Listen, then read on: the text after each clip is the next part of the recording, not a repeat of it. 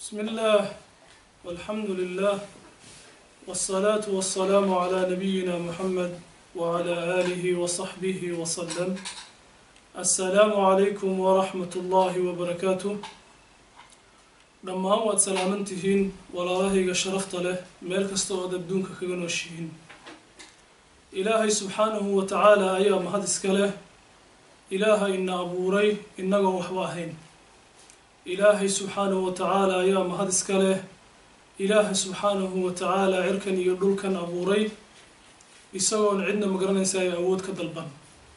إلهي سبحانه وتعالى يا أود اسكاله إنك أبوري وح أنشرين نوعه إن أبوري. إلهي سبحانه وتعالى يا مهد اسكاله وحود دون السمايا عد كلا حساب تمسان أنشرين. أنت الدبديد waxaynu ka hadli doonnaa haddii ilaahay subxaanahu watacaala uu inoo ogolaado waxyaabaha iminka magaranaysaayay dadku ay u bateen oo mushaakilaad fara badan keeneen. marka intaanan insha allah uu hor dhicin xadiiskii uu warinayay abi barzata al-aslamiy radia allahu canhu wuxuu leeyahay rasuulka ilaahay subxaanahu watacaala wuxuu yidhi: يا معشر من آمن بلسانه ولم يدخل الإيمان قلبه لا تغتابوا. واركوا مقران ساي سوسو أما دتكن اسكو يمدو قلبك مقران ساي عربك كرمي إلهي سبحانه وتعالى، لكن قلبك إيمانك يكون وليك قلن وردتك حمينا مسلمين تاها. ولا تتبع عوراتهم عورته يما مقران ساي عيبه دتكنا هالراعينا برسولك عليه الصلاة والسلام ليه أو هالرادين عيبها دتك بلا آدم كأها قفك عيبها دتك بلا آدم كأرى الرادية إلهي سبحانه وتعالى يا عيبتي سيسنا الرادينية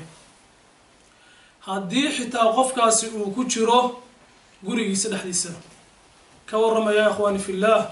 قف إلهي سبحانه وتعالى أنتو ضبق لي إلهي سبحانه وتعالى عيبتي سبنا كوسو صاري ولي أبا قرصه إلهي سبحانه وتعالى يا عبد هذا بناك وصارية عبتي ضدك المسلمين تو دبق الشو waxay kugu kalifaysaa in Ilaahay subhanahu wa ta'ala adigana uu ku dabagalo oo banaanka ku soo saaro. waa kii shaacirkiina uu lahaa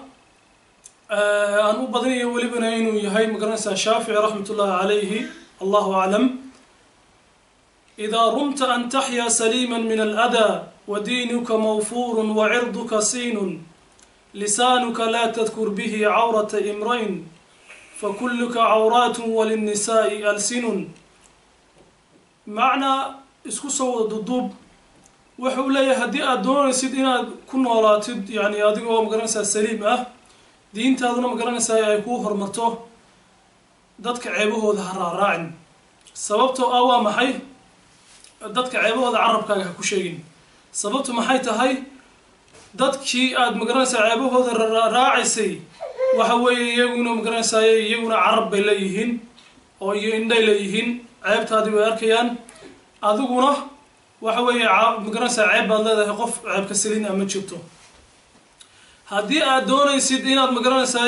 dadkii kula macaamalow oo iska saamax ciddii adiga dhibka u geysataa wadaafic walaakin billati hiya ahsan naftaadina difaac لكن غيبتي مقرنسا سي وناكسن الدفاع. marka walaalayaal ceebta dadka oo la raacaa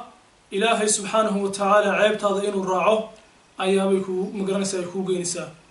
walibana inta dadka ceebtooda la raaci lahaa waxa ka sii wanaagsan adigoo dadka iska saamaxa indhaha qabsada naftaada ku mashquula. badana in dadka ceebahooda habeen iyo maalin daba socda maqranaysa lacag ku bixinaya daba galaya raadinaya meel kasta u maraya لكن عيبتودا أن كورهن إسكدا وحكلا سورة الفاتحة نقول بدنا إن عيبها ضدك أنت يدوقلان هبيني ما نخرج كوب حنية كسو جادية وقت فربضم كوب حنية هدي لنا هذا شهادة عن سحين بدنا مركا ولا ريال ما أنت تبكي إنها يستوحوا يهي وحوي dadkii waxa way bariga hore dadku markay islaayaan waa loo garqaadi jiray oo wax isku laayaan waa la garan jiray. laakiin maanta dadkii waxa way wax isku laynayaan waxa way hawada la iska laynayaan. maxaa way ciladaha cusub maanta inagu soo baxay waxa lagu leeyahay hebel ama heblaayo telefoonka igama qabto ama igama qabato waa telefoon laba qof oo islaayay isku laayay telefoon adigu wali garteeda miyaad gasheen ya ikhwan fillah maad aragteen se qof baa magaranaysa cabanaya wuxuu ka cabanaya walaalkiisii muslimka walaashii muslimadda ahayd wuxuu leeyahay facebook ay u dhageysataa allahu akbar hawada la iska laayay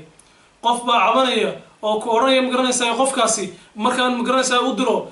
waxa way whatsappka igama jawaabo intaas magaranaysa daqiiqadood ka hor ayuu ku jiray marka walaalayaal waxaas daqiiqadaha iyo waxaas ay qorayaan maanta caalamka jinku iyo waxyaabaha la halka maala waa waxba kama jiraan weeye